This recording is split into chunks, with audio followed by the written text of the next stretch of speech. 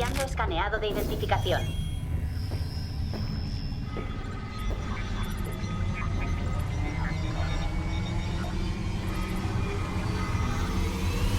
Hola, agente Sterling. Dentro música.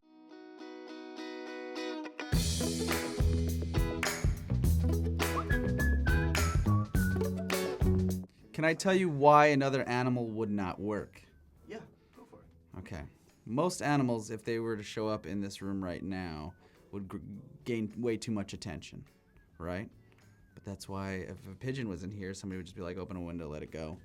Like, people do not pay any attention to pigeons. Right. It's the greatest cover. If you were out in the street and suddenly there was an octopus there, that would draw attention. But a pigeon, That'd be awkward. no one's gonna pay attention, right? So, and they're everywhere. They're all around the world. It has to be. The answer is pigeon. It has to be. That's why Walter would choose it. So what would you do if you were turned into a pigeon?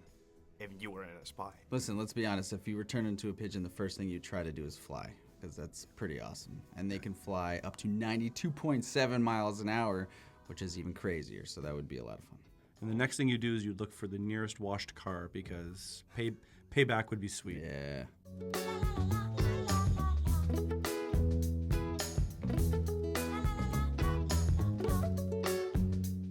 I mean, we had so much fun making this movie. I mean, making an animated film is so much hard work. You have to put so much time and passion and love into it.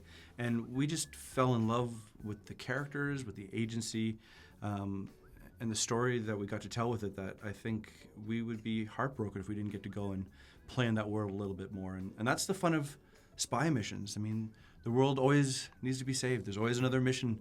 And it's really just finding the right story to go along with it. But we would love nothing more than to get to go back in and have an adventure with Lance and Walter. We love those guys. Yeah.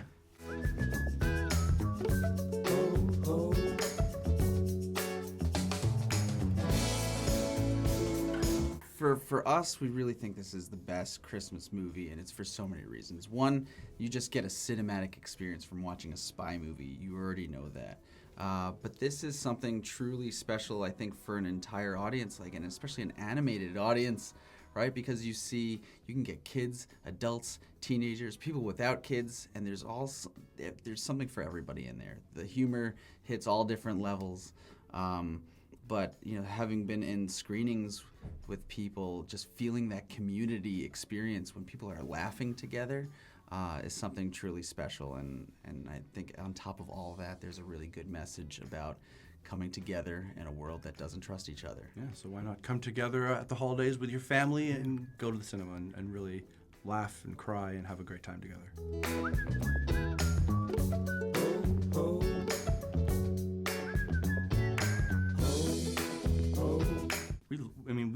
We love spy movies. We love the genre. I mean, we said about making this movie is a love letter to spy movies.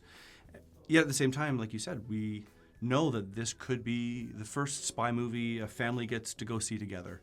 And it was really important that we instilled that same excitement and love to all ages as we had. So little kids will enjoy it for the first time, and the adults who've seen 100 spy movies will still be able to see the fun we're having with it. So we make little nods to James Bond and Jason Bourne and Ethan Hunt, all those great movie spies, but do it in our own way.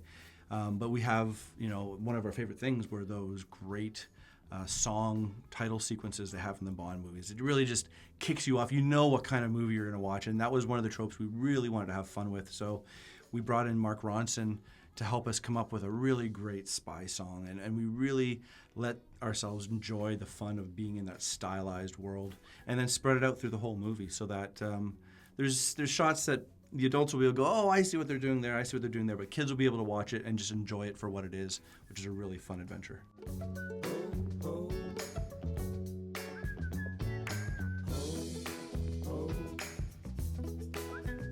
Lance Sterling. Great question, but I think he would have won. But I think now after the movie, I think Lance would approach it a different way. You wouldn't have to fight.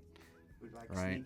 Lance and Walter would approach it a different way. They'd find a way to bring all those guys together and save the world.